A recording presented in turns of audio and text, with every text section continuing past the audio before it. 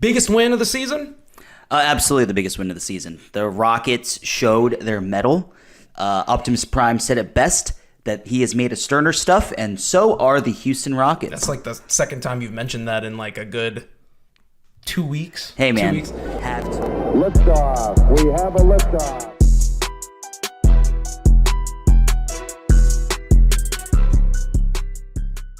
What is going on, everyone? You are listening to The Summit State of Mind, the podcast of Dream Shakes and Stepbacks, and everything Houston Rockets, presented to you by the Apollo Podcast Network. I am your host, your Commissioner Kenny. With me, finally back, the GM Justin. Follow all of us on all social media platforms at JP_Mirabueno, at Summit Commish, at Summit SOM Pod, and at Apollo NBA, and at Apollo HOU. GM, you decided to touchdown back in Houston in the current of a 4-game win streak, knowing that you were going to come back to a 5-game win streak and the first win in the NBA Cup group stage. GM, how are we feeling tonight? I was feeling like in the third quarter, if the Rockets kept playing the way they were, then I was going to have to find a plane ticket back to Miami in case we lost this game, because there was no way I was going to come home and be responsible for the reason why the Rockets lost their 4-game winning streak. So boom, baby. It's because of you? The GM is home, and the winning streak kept on going. We're so back, guys. The Houston Rockets go 5-3. We're going to go into that in just a minute. However, first of all, we want to give a shout out to Big City Wings. That's right. Houston's wing joint, Apollo's wing joint one time. We got 2 for Tuesday on every Tuesday, but we're recording this on a Friday. They also do Thanksgiving catering. So if you guys want some catering done for Thanksgiving, you want some chicken wings, if you want to substitute the turkey for the wings, you know where to go to. You can go get them one time. They have a lot of specials going on. NFL tickets at all 13 locations one time. A lot of weekend specials. They're also going to do a Houston Texans watch party at Big City Wings. That's right, one time. Apollo's going to be hosting that in conjunction with Big City Wings, so be sure to come out, show some love to Houston's Wing Joint, Apollo's Wing Joint, Big City Wings coming at you one time. All right, y'all, let's go talk about it right now. The Houston Rockets. Ooh. Biggest win of the season? Absolutely the biggest win of the season. The Rockets showed their mettle. Optimus Prime said it best that he has made a sterner stuff, and so are the Houston Rockets. That's like the second time you've mentioned that in like a good 2 weeks. Hey, man. 2 weeks. Have to. Houston Rockets do take the win here in the first game of the NBA Cup group stage for the Houston Rockets. They take the win 104-101, led behind the back of leading scorer Jalen Green, who was very clutch down the stretch. However, I do want to spotlight the game on 2 players in particular. First player, two players that got a lot of flack in the beginning of July because we signed them supposedly to very outlandish contracts. This, guys, eyes over here. This is why you get them. For these games alone. Absolutely. You won this game on the backs of Fred VanVleet and Dillon Brooks. Absolutely. Coinciding with a Jalen Green on top of it. But this is why you get them. I want to spotlight those 2 players one time as the Rockets, like I said, do take the win 104-101. They showed heart. They showed so much heart. And I do want to talk about that. But first, I just want to spotlight the 2 players first and foremost. Let's talk about Fred VanVleet. Big buckets down the stretch. Game high, 40 minutes in the game, leading minute goer for the Houston Rockets. 20 points, 3 rebounds, 8 assists. Yeah. I mean, look, 7 of 15 from the field, 4 of 9 from 3, 2 huge threes down the stretch. You're looking at an absolute terror of a game in terms of why you signed this guy. You put him in here for this reason. You needed a point guard. You needed a big shot maker. You needed a combination of those 2. You need someone with championship DNA. That's why you put Fred VanVleet on this team, proving fully why he is more than worthy of said contract. GM, FVV, how we feeling? Fred VanVleet proved that he earned every penny of that contract tonight. I mean, the man, he played with reckless abandon in a good way. The man was pulling up for 3 with confidence. I mean, he missed some of those threes in the first half, but in the second half, Fred VanVleet decided, like, hey guys, I'm going to lead the way. Everyone needs to do their job, and that's just how it's going to play out. And Fred VanVleet showed it. And when he hit that big 3 to give us the lead, in the fourth quarter with less than a minute left, man, that was... Let your nuts hang. Absolutely. That's what I said. I was like, I tweeted that. He should have busted out the Sam Cassell. I mean, he easily could have. He should have. He earned that, Absolutely. Right? But, shout out to that Toyota Center crowd one time. Yeah. Oh, my God. Reaction. Yo. They needed that energy. Clap it up. Clap it up for TC. We needed that energy tonight. Center. Y'all earned that shit. Game 1 of the in-season tournament. But let's talk about another guy, our villain, the man that you are rocking, the fella. I don't know if it's gonna catch on camera, but I'm gonna go ahead and stand up. Dillon Brooks, the man was in foul trouble all game, but he stood out when it mattered. He only played 20 minutes. Shade under 21 minutes. Yeah, shade under. But he was also a plus 13 on the floor. He was the difference maker in the fourth quarter. The team was struggling on the defensive end without a Dillon Brooks on the floor, and tonight Dillon Brooks also earned every single penny of that $80 million contract. I think what stood out to me most about Dillon Brooks was not just his ability to obviously be a pest on defense, but it was the way that he was defending. He picked spots. He literally guarded a couple possessions Zion and a couple of possessions against Brandon Ingram. It's like Ime Udoka was like, okay, on this possession you're gonna pick up Zion. On this possession you're gonna pick up Brandon Ingram. The second that Brandon Ingram started going off, boom, he made the switch, like on the spot. Yep. Like he hit a three. I think it brought him up by like 5 or 7. And then the switch was made immediately. He noticed Zion was getting tired. All the layups were short. So he was like, okay, cool. You bodied him. You got Zion uncomfortable. Let's switch you over now and let's put you on Brandon Ingram. It ultimately created this type of success. And that's the reason why the minutes with Dillon Brooks off the court were so crucial. It showed the holes of this team. And I don't joke and I don't boast about it when I mention it, because when I tweeted, I've been tweeting wins lately with the Yeets. Follow at Summit Commish. You'll get the most hilarious win tweets possible. But I did 5 Yeets, and I will continue to do a Yeet for every win. However, I did say this in the tweet, and I meant it. Dillon Brooks is the heart and soul of this team. He earned it. 8 games into the season, this is not the only reason why you sign him, for that defense, for that pesky dog mentality, for borderline psycho-like, but you bring him on the floor for the heart and the passion that he brings to the game that we have not seen in years in a Houston Rocket uniform. This is why you get him. This is why you sign him. He's proven it time and time again throughout the season so far, the young season, and he continues to prove that he's worth every penny of that contract. Absolutely. GM, I do want to talk about the overall totality of this team. This heart. Yeah. This is, and I reiterate, we have not seen this in years. Absolutely. I'm starting to almost get emotional, thinking about it. Yeah. Because of the fact that we've covered this team for 3 years now. We've covered the totality of the rebuild. Yep. Coming out on the other side now, we're starting to see the team come together. Once again, through at the tip of the spear is Ime culture. And it is slowly but surely bleeding through. First 8 games of the season, Jim, we are 5-3 with the biggest game of this season. Defense, offense, staying strong. Yeah. How'd you feel overall about like the overall scope of the game and the way that the Rockets showed their heart? Yeah, let me give a shout out to a couple names. Jalen Green, first of all, congratulations on 3,000 points tonight. 3,000! We got to shout that out. Hey, real quick. Jalen, I love you 3,000. Oh, wow. Yo, is that a shirt? No way. I love you 3,000? For your, I fans. gotta contact our designer. Continue to talk. I'm gonna work here. Shout out to Jalen Green, leading scorer of the game, 3,000 career points. That is an amazing thing. You can see that in the fourth quarter, when the team needed points on the board, Jalen Green came to the rescue like Captain Planet.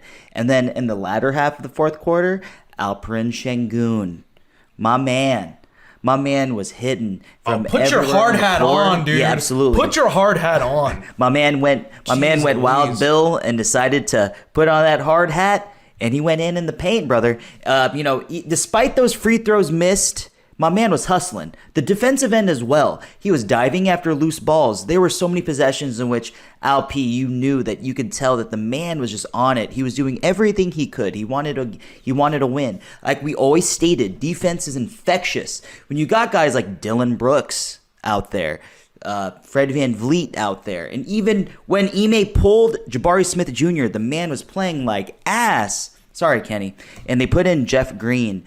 You knew that the team was ready to put their hard hats on and win this game on the defensive end. And it showed. So, shout out to everyone. This was a team effort, man. Oh, 100% all around. And to see how far down we were during the game, we were down and out most of the game. We would come back, find ways to kind of stay in. Well, we had the lead in the second quarter. We lost the lead in the third. Mm-hmm. We were up by as much as I think 14 at one point during the game. Despite the refs, man. Despite the refs. And the refs had given us every reason to lose. That's the thing. I think, to piggyback on what you were saying in regards to Sengun and putting on your hard hat and just playing well for each other. I don't think Sengun, like I said, gets enough love. I said it in the past couple episodes. I'm going to continue to reiterate this statement. The most consistent player during the stretch of 8 games into the season has been Alperen Sengun on both offense and defense, the totality of player. Alperen Sengun is easily the most consistent. Like, he is continually proving why he's more than worthy of that starting spot of the center position, and why almost you got to think back now. Maybe it was a blessing in disguise we didn't get Brook.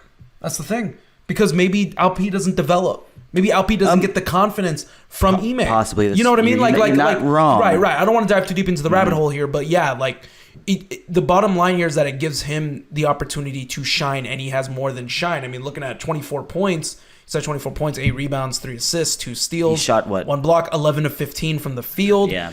Consistency and good, solid defense. A couple of misreads here and there, which is going to happen. I mean, he's not going to be perfect. I want to give out a shout out and love to crazy Uncle Jeff, man. Uncle Jeff Green. Mm-hmm. I think he's fucking earned it. I think he replaced Jabari down the stretch like you had stated earlier. I think what the ability of what Jeff Green has provided has been more than necessary to ultimately uplift this team to greater heights. Mm-hmm. Getting players like Jeff Green, Fred VanVleet, Dillon Brooks, even Aaron Holiday. Just putting these guys together to mix with the young core of Jabari Smith, Tari Eason, Jalen Green, Alperen Sengun, and Amin Thompson when he comes back. This is the synergy of the team. I continually compare them to the 2004 Detroit Pistons. No superstars. How are you going to win these games? You're going to have to lean on each other. Mm-hmm. You're going to have to out-hustle. You're going to have to out-muscle. You're going to have to want it more. Yep. And timely scoring down the stretch, which is what we got here. GM, obviously, it's all well and good. We did really, really well this game. What are your overall thoughts in regards to not just the defense of the team, but what other, I guess, factors stood out to you in regards to this game? This is the first close game we've won, and we mentioned this when we were watching. Mm-hmm. They have to win these nip and tuck games. This is what's going to prove your mettle in this league. Exactly. You're not going to your 30-point blowouts are nice, but at the end of the day, that's not playoff basketball. This is the first game where they got a true taste of playoff basketball and coming away with the victory. Yeah, I mean, this tested your mental fortitude, considering that the refs were just downright terrible tonight. The refs were not very good. Yeah, buy his dinner first. They missed it and one on a Jalen Green layup, which was an obvious goaltend. And they didn't, Ime said, no, we're not going to review it. It should have been reviewed. It would have been, if he hits the free throw, that's 3 points as opposed to 2 that Jalen would have had to make. But he did make those, so we'll give him that. But it's a matter of principle. What is the correct call? So it's a blown call. And, overall, Lots of blown calls. Jashawn Tate, I was worried that him being ejected was going to hurt us, and it kind of did at certain points of the game, but we were able to overcome that issue because the team played hard. And, like you stated, Aaron Holiday, an underrated signing that just brought a lot of mental fortitude to the court.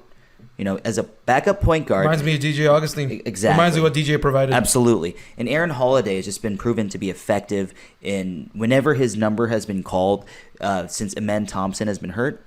Absolutely. But I do have one more thing to say.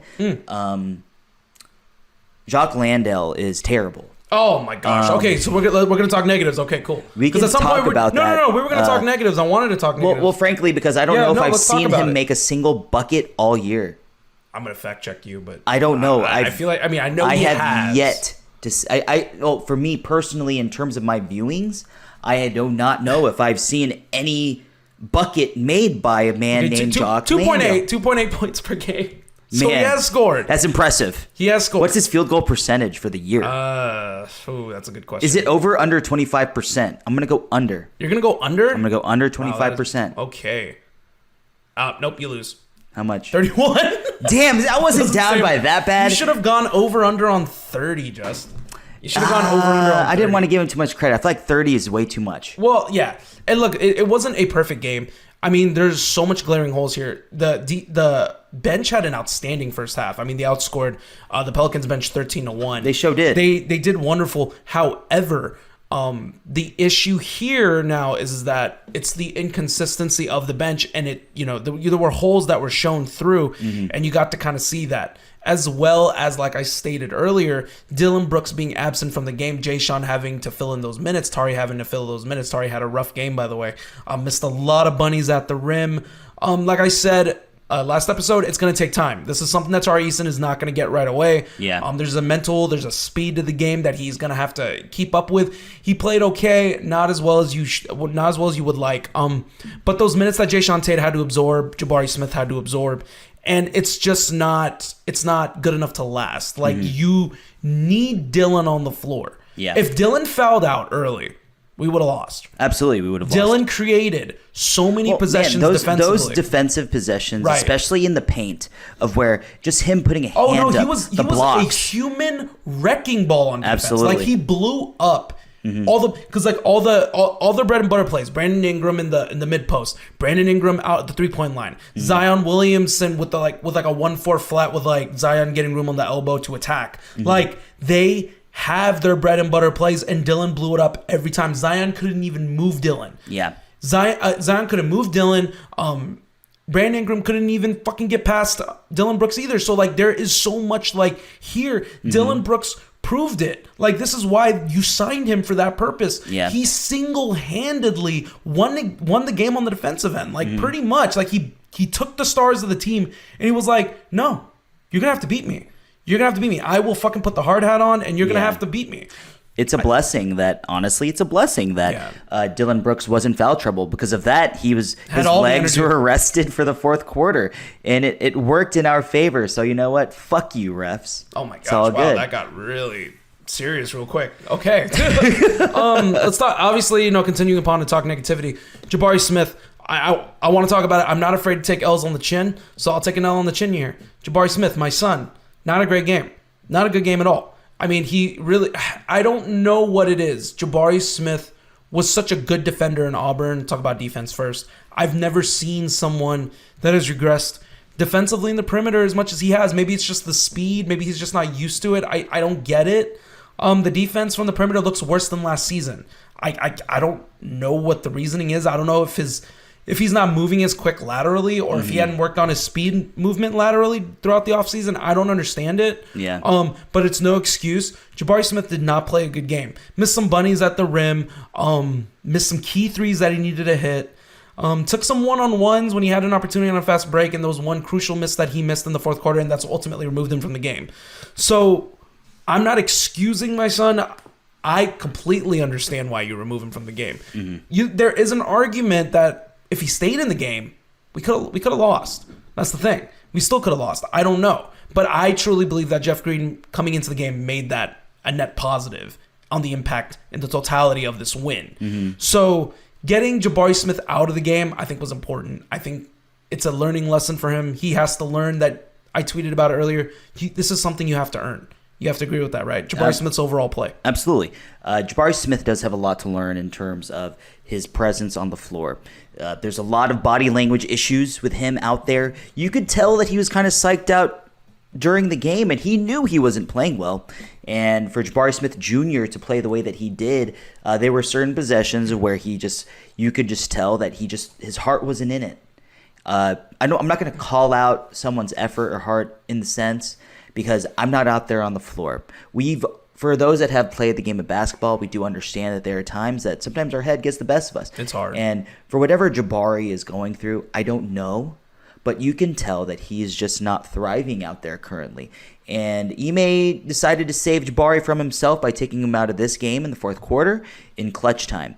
And that's okay.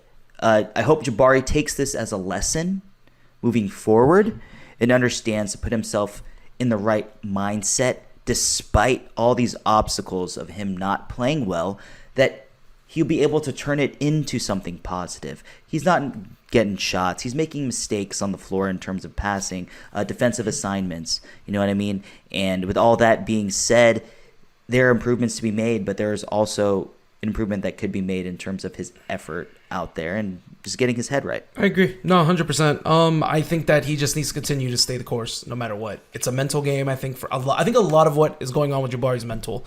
And I think he needs to stay headstrong. You got the best teammates now to keep you like forefront and moving. Yeah. Don't lose your spot. That's it. That's the thing. Like, you can potentially lose your spot. It's not guaranteed. I think if there's any of the 5 positions on the team has a capability of losing their starting spot by midseason, I hate to say it, Jabari's probably the most likely one. I don't think he will.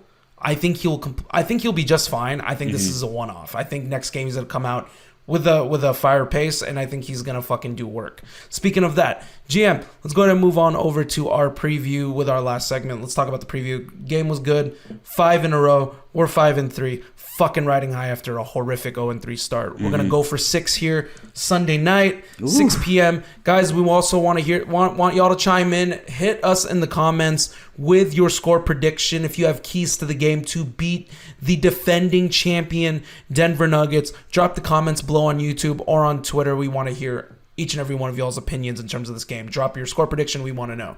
GM, let's talk about it. Look, we got the defending champions coming to Houston. We've had a rough time with Denver in the past several years. Yep. But if there's any season exercise demons, you do it now this season. Yep. You have a shot now. No Jamal Murray. It's the Nikola Jokic show. You get Nikola Jokic versus Sengun. That's going to be the premier matchup now. Absolutely. We're looking at Showtime here Sunday night. Some Sunday night. No, it ain't about Sunday night football. It's Sunday night basketball, and it's taking place in Houston. GM, give me 3 keys to this game, and then give me an overall score. Man. So the first key of the game is obviously it's a little difficult to control Nikola Jokic. So my suggestion and focus would be to focus on everyone else. Just ensure that Jokic doesn't allow other players to go off, because that's what he thrives on, correct? As a passer, he is next level. He is a game changer. So we got to focus on a way of stopping Jokic in terms of his playmaking abilities. If the man just has to shoot the ball, can we just live with that? It's a dangerous thing to slide, but honestly, to me, it's a pick your poison type of thing. Number 2, Dillon Brooks stay out of foul trouble. Tonight, playing 21 minutes, almost 21 minutes, and barely beating the New Orleans Pelicans that were full of injured players. Unfortunately, that's something that we need. We need Dillon Brooks to stay on the floor in order to beat the defending NBA champions, even without a Jamal Murray. We need it. So Dillon, my villain. We need it. We need it. We need you to stay on the floor and not get into foul trouble. And 3, obviously, we need to keep the turnovers down. Playing against a team like Denver, especially with Jokic, these guys will take advantage. And as long as we take care of the ball on our end of the floor, and we play defense the way that we have been playing defense, there is a possibility that a 6-game winning streak could possibly be on the horizon. Give me the score prediction. Oh, shoot. Score prediction. Okay. I was just sitting here. I was Okay. like, is he suspensing it for me? I'm gonna tell you this right now. Rockets 122, Denver Nuggets 128. Denver Nuggets end the winning streak Sunday. You were predicting an end to the win streak. Jeez, I am. Louise. These guys are the defending NBA champions, man. I got to give them their respect. That's fair. No, fair until point. Yeah. we beat them. Okay, so fair point. I will give them their respect. All right, I'll run my 3 key points down in really quickly. 1, they need to out-hustle this team. I don't think there's any excuse here. I mean, they're the defending NBA champions. There's really no true championship hangover with them. They've been playing really, really well. They just need out-hustle, because bottom line, Nikola Jokic is going to get his. I'm not worried about that. I'm not worried about that at all. I'm worried about winning the second chance plays, winning the third chance plays, preventing second chance points for Denver, preventing Nikola Jokic from keeping the ball alive. Continue to outdog the team. If you outdog the team, you're looking at your best chance to possibly win, because we're not, like I said, we're not the tallest team, so look to out hustle. Key point number 2, I need Jabari to play better.